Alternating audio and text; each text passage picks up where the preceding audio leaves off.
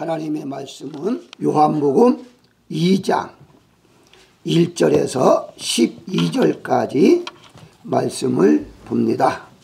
사흘째 되던 날 갈릴리 가나에 혼례가 있어 예수의 어머니도 거기 계시고 포도주가 떨어진지라 예수의 어머니가 예수에게 이르되 저들에게 포도주가 없다 하니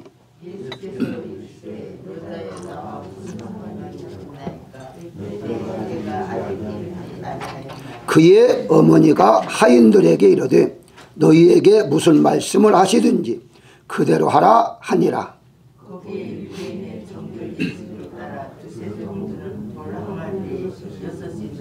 예수께서 그들에게 이르시되 항아리에 물을 채우라 하신즉 아귀까지 채우니 연회장은 물로 된 포도주를 맛보고도 어디서 났는지 알지 못하되 물 떠온 하인들은 알더라. 연회장이 신랑을 불러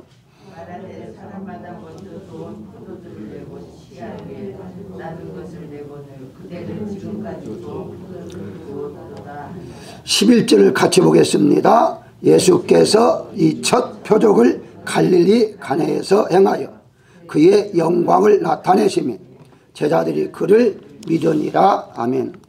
오늘 본문의 말씀은 우리가 아주 자주 설교를 듣는 내용입니다. 따라서 여러 가지의 설교를 할 수가 있는데 오늘은 표적에 대해서만 말씀을 드릴까 합니다. 1절에 보게 되면 갈릴리 가나에 혼인 결혼식이 있었다고 말씀하고 있고요. 예수님께서 왜 첫 번 이 표적을 결혼식장에서 베풀어 주셨는가 하는 점입니다.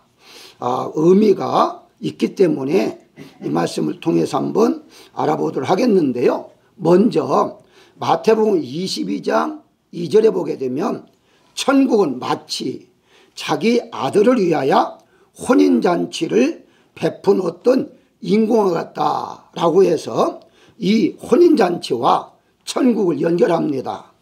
마태복음 25장 1절에도 그때 천국은 마치 등을 들고 신랑을 맞아 나간 열처녀와 같다라고 해서 이 슬기로운 다섯 처녀의 비유에 있어서도 천국과 연결되고 있어요. 자, 그렇다면 여기에서 왜 결혼식을 천국과 연결되고 있는가? 물론 다른 데도 많이 나옵니다만은 우선 천국이라는 개념은 어떤 거죠? 우리가 알고 있는 대로 기쁨이 있고 즐거움이 있고 행복만 있다. 혼인식이 바로 그런 식이다 하는 것과 연결하고 있어요. 자, 그러면 이것만 있으면은 천국이냐? 아니죠. 천국에는요 모든 것들이 계속해서 새로워진다는 거예요. 다시 말씀드리면 우리가 이렇게 천국 가면 항상 똑같은 일이 반복되지 않느냐? 그러면 어떤 분이 이렇게 생각을 해요. 이 세상에서도 어떤 일이 반복되면 한두 번은 좋지만 한 달, 두 달, 1년 그건 지겹다 이렇게 생각하잖아요. 그러니까 천국도 계속 똑같은 일이 반복되어지면 지겹지 않느냐 이렇게 생각하기도 합니다. 그런데 달라요. 뭐가 달라냐? 천국은 똑같은 것이 어제 오늘 계속 이어진 것이 아니라 날마다 새로워진다는 거예요.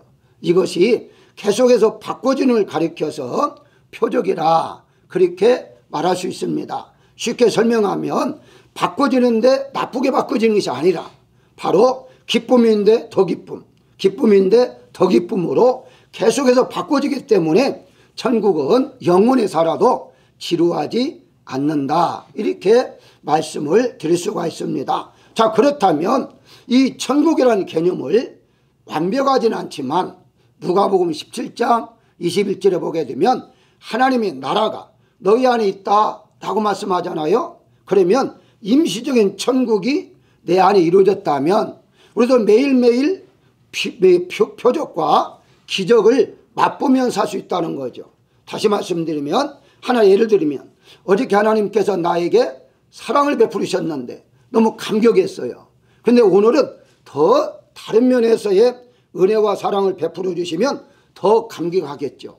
이런 마음이 계속해서 이어지기 때문에 은혜 안에 사는 사람은 항상 하나님 주시는 기적과 표적을 통해서, 이건 내가 할 수 없는 일인데 하나님 해주심으로 말미암아 천국 같은 생활을 이 세상에서도 누릴 수 있다는 거죠. 물론 완전한 천국은 아니지만 그런 맛을 보고 살 수가 있다는 거예요. 그래서 오늘날 있어서 이 표적이라는 것 자체 목적이 무엇이 있는가, 오늘 본문 한번 보도록 하겠습니다. 9절에 보게 되면 물로 된 포도주를 맛보고 라고 말합니다. 물을, 포도주를 만드신 것은 하나님이 창조의 하나님이심을 보여주셨는데, 맛보고라는 그것이 무엇을 말하느냐, 전혀 맛봤는데 전해줬던 것과 달라진 것이 없다는 거예요. 예수님께서 물로 포도주를 만들어 주신 것은 없는 것을 있게 하신 것이다 라고 말씀을 드릴 수 있어요. 아니, 없는 것이라니, 물이 변하여 포도주가 됐는데 어떻게 없는 것이냐. 맞습니다. 이제 11절에 보게 되면 첫 표적 그러잖아요. 이 표적이라는 단어는요, 다른 성경에서는 같은 내용이라 할지라도 기사라든가 이적이라든가 그렇게 능력으로도 번역을 해요. 그런데 요한복음은 전체적으로 다 표적으로 번역합니다. 그럼 무슨 차이가 있느냐? 차이가 있긴 있는데 거의 비슷해요. 단 한 가지, 표적이라는 말은요, 창조주 하나님께서 이 어떤 기적을 베풀어 주셔서 나타나는 현상, 의미가 있는 거예요. 한마디로 어떤 의미를 우리에게 주어질 때에 바로 표적이라는 단어를 사용하고 있는데요, 이 표적에 대해 있어서 우리가 성경 읽어보게 되면 하나님은 두 가지로 역사를 해요. 첫 번째가 창조적인 기적, 표적이 있습니다. 창조적인 표적은 뭐냐? 무에서 유를 창조하는 거예요. 전혀 없는 것을 만드는 것을 창조적 기적이라, 표적이라 그렇게 말하고요. 또 하나는 섭리적 표적이 있는데요, 섭리적 표적은 있는 것이 바꿔지는 것을 섭리적 표적이라 그래요. 예를 든다면 사울이 변하여 바울이 되게 하는 것은 창조가 아니에요.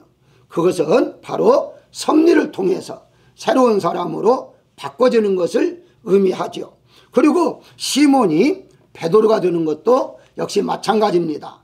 우리가 이 세상 살아가는데 있는 것을 있게 하는 것, 바꿔지게 하는 것은 하나님의 섭리입니다. 그렇지만 전혀 없는데 있게 되는 것, 이건 창조죠. 새로운 것을 만들어 주셨기 때문이죠. 그렇다면 오늘 본문에 물이 포도주가 된 건 무엇이냐? 창조라는 거예요.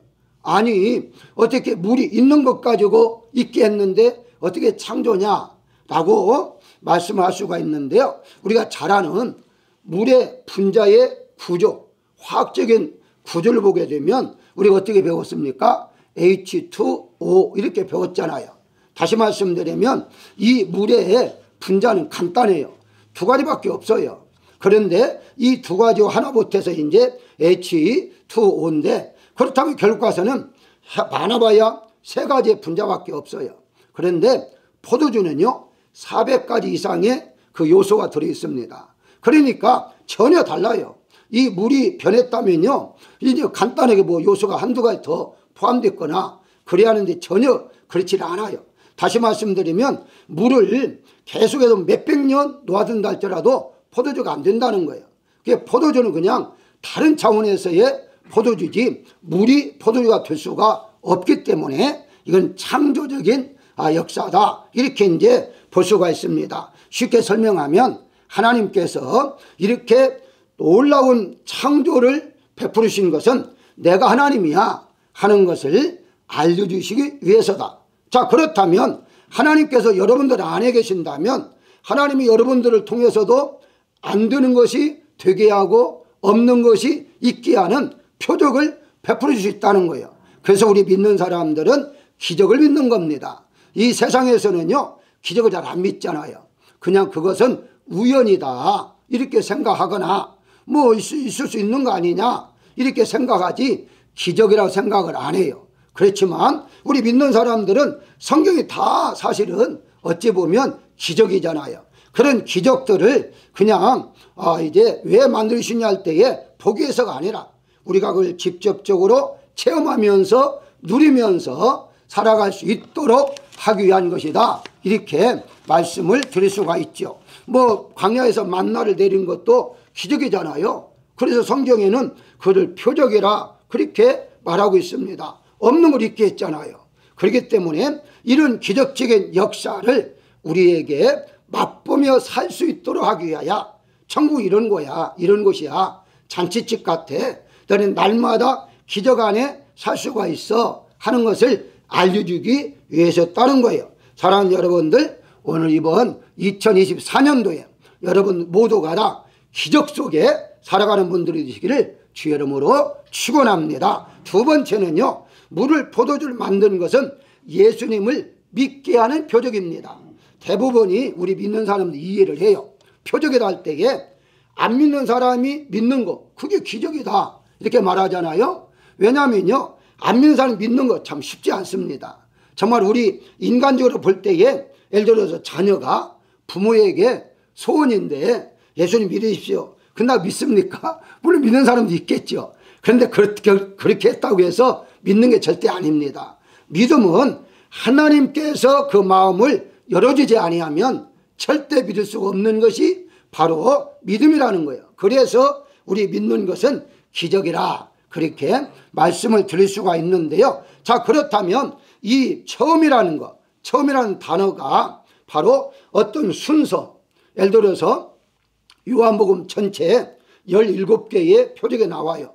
그 중에 큰 것이 7개가 나오거든요. 7개가 바로 창조적인 역사인데, 자, 그렇다면 그런 것들이 그냥 순서, 그 첫 번 순서만 의미가 있는 것이 아니라 이 첫 번의 단어 속에서는요, 근원, 근본이라는 의미도 들어있습니다. 자, 그렇다면 하나님 예수님께서 이와 같이 첫 번 표적을 보여주신 것은 무언가 의미를 주겠다는 거예요. 그걸 통해서 의미가 무엇이냐? 나를 믿게 한다는 거죠. 내가 메시아야, 내가 하나님인데 인간의 몸을 입고서 왔어. 그래서 그걸 믿게 하는 거죠. 그 본문에 어떻게 말하고 있습니까? 여기에 보게 되면 믿더라 제자들이 11절 후반절에 보면 제자들이 그를 믿으니라 라고 말하고 있어요. 여기에 믿는다는 의미는요, 그냥 구세주구나 이 정도가 아니에요. 바로 정말 하나님이셨구나 하는 것을 나의 구세주요 메시아로 믿었다라고 고백하고 있는 것이죠. 우리가 교회만 다닌다고 다 믿는 게 아니잖아요. 정말 나의 구세주, 정말 이분인데? 라고 믿는 것과 전혀 다르다는 사실을 볼 수가 있습니다. 그래서 이 표적은 첫 번이자 무언가 의미를 주는 근원적인 것이다. 우리의 근본은 뭐죠? 믿음이잖아요.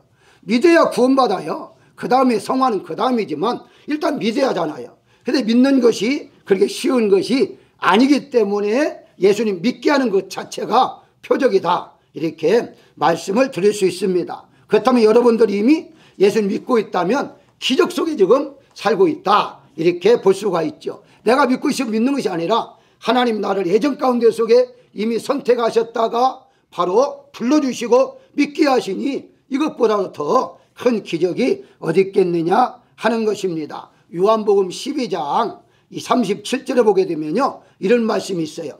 이렇게 많은 표적을 그들 앞에 행하였으나 그를 믿지 아니한다 라고 말을 해요.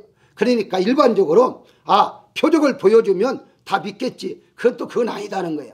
표적을 보고도 맛보고도 안 믿는 사람이 있다는 거예요.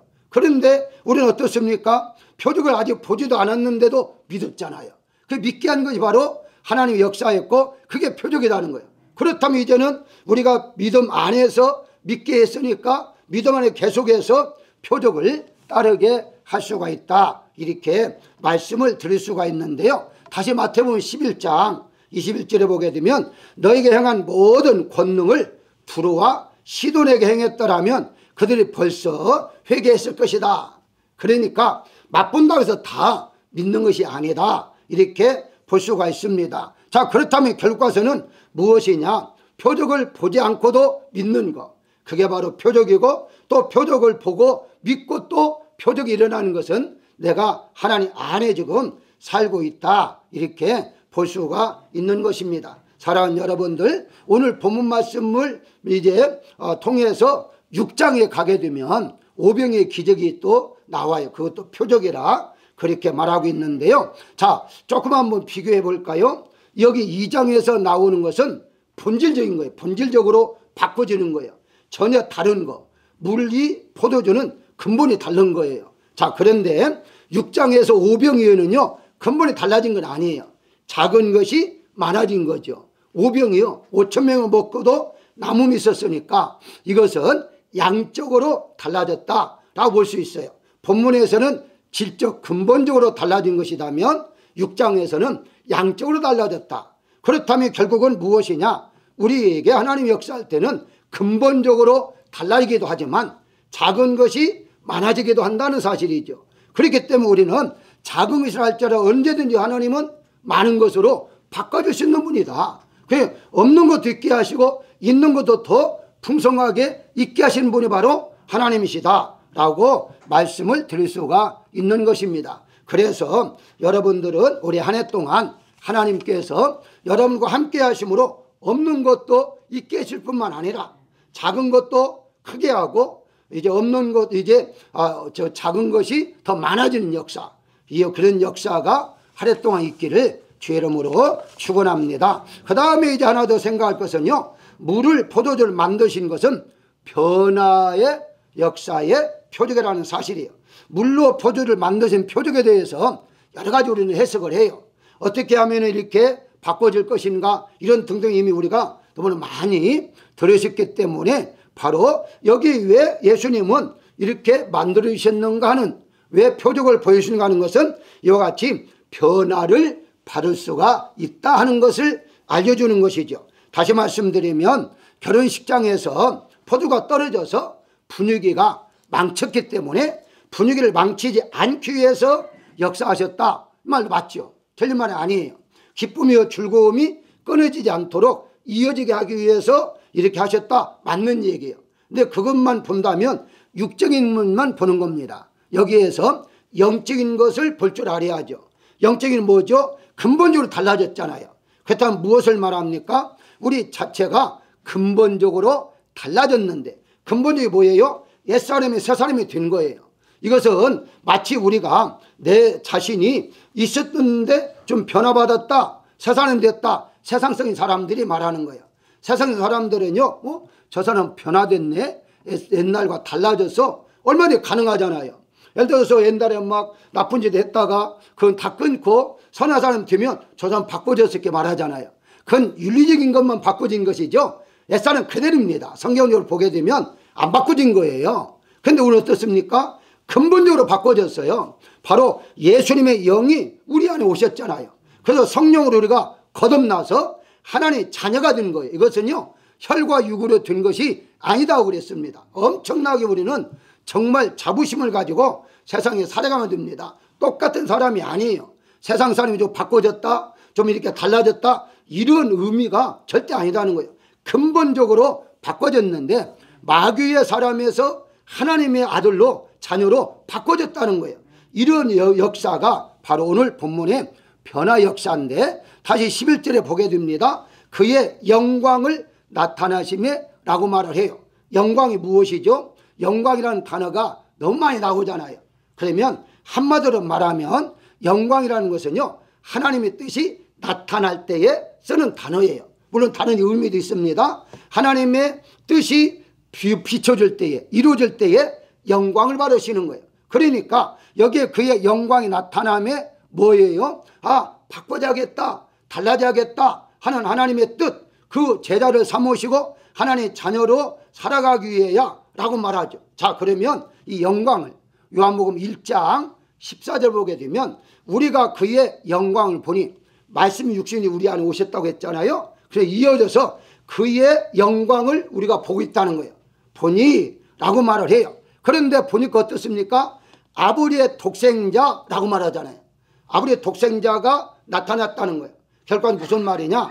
예수님께서 바로 우리 안에 오셨고 내가 그 예수님을 구세주로 믿는 것 그 자체가 영광이라는 거예요. 그런데 완전히 바꿔줄 뿐만 아니라 우리의 삶의 변화까지도 바꿔졌잖아요. 예를 든다면요, 여러분들이야 그런 분들이 없을 줄 알지만 세상에서 늦게 예수님 믿던 사람들, 그런 사람들은 이런 말 할 수 있어요. 내가 옛날에는 그 세상적인 노래만 많이 불렀는데 이제는 세상적인 노래가 아니라 찬송만 부르는 입으로 바꿔졌습니다. 이것도 변화라고 봐요. 그렇잖아요. 그런데 이런 변화가 안 믿는 사람이 이룰 수가 없어요. 안 믿는 사람은요, 예를 들어 세상적인 노래를 좋아한다면 바꿔질 때에, 유행가가 바꿔질 때에 그 노래가 바꿔지는 것이지, 그 사람이 바꿔졌다고 해서 찬송 부릅니까? 못 불러요. 근데 어떻습니까? 찬송을 부르잖아요. 찬송 어떻습니까? 하나님 앞에 하나님 기쁨을 드리는, 하나님이 찬송을 받으시고 영광을 받으신다고 하잖아요, 성경에.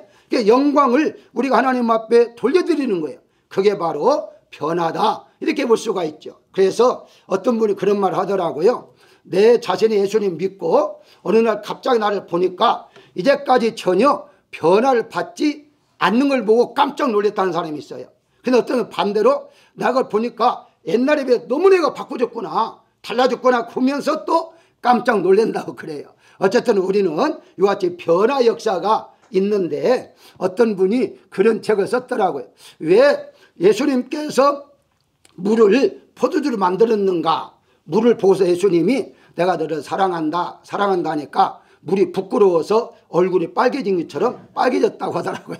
아니, 농담 반 진담 반 그렇게 하는데, 물론 뭐 맞을 수 있죠. 하나님이 우리를 막 사랑한다 사랑한다 우리가 부끄러워서 포도주가 된 것처럼 그렇게 의미를 할 수도 있겠지만, 그런 것보다도 정말 근본적으로 우리를 변화시켰다는 거예요. 그러니까 하나님께 우리를 더 좋은 거, 10절에 보게 되면 그들은 지금까지 좋은 포도주를 두었도다. 그렇게 옛날과 지금까지 변함이 없이 하나님께서 우리에게 사랑하시고 역사한다라고 말씀을 드릴 수가 있습니다. 결론적으로 말씀을 드린다면요, 성경에 기록된 기적의 수는요 엄청나게 많습니다. 대략적으로 230개 정도 기록하고 있다고 그래요. 하나님 기적을 보여주신 목적이 무엇입니까? 오늘 본문의 말씀대로 하나님은 살아계신다, 창조의 하나님이시다. 내가 살아있는 목적이 무엇이냐? 너희를 위한 거야. 너희를 위한 거야. 하나님이 항상 살아있는 목적이 뭐겠어요?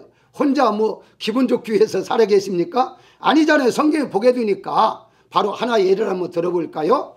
아니, 아담과 하와가 죄를 범하면 죽는다고 했잖아요.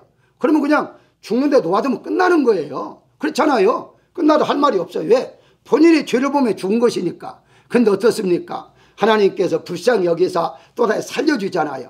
가죽옷을 입혀주시고 여러 가지 하면서 다시 아이를 낳게 하고, 물론 고통을 좀 주지만 또 아이를 낳게 하고, 그렇게 하나님 사랑하잖아요. 그러니까 하나님은요 어떻게든 우리를 도와주시기 위해서 하나님 지금도 살아계신다는 거예요. 그래서 살아계신 하나님뿐만 아니라 살아 역사하신 하나님이다 라고 성경은 말씀하고 있어요. 그렇습니다. 기적은 물건이나 어떤 환경만 바꿔놓는 것이 아니라, 그것만이 아니라 바로 우리의 사람 자체를 바꿔놓는 것이다. 그렇기 때문에 우리가 바로 물 같은 그런 사람이 포도주같이 여러 분자 요소 400개 이상이나 되는 분자 요소를 가지고 있는 사람으로 바꿔질 때에 저 사람은 보면 볼수록 정말 달라졌어, 정말 좋아, 이런 마음을 가질 수 있는 그런 사람들로 하나님께서 바꿔놓는다는 사실을 우리가 믿어야 할 것입니다. 다시 한번 말씀드립니다.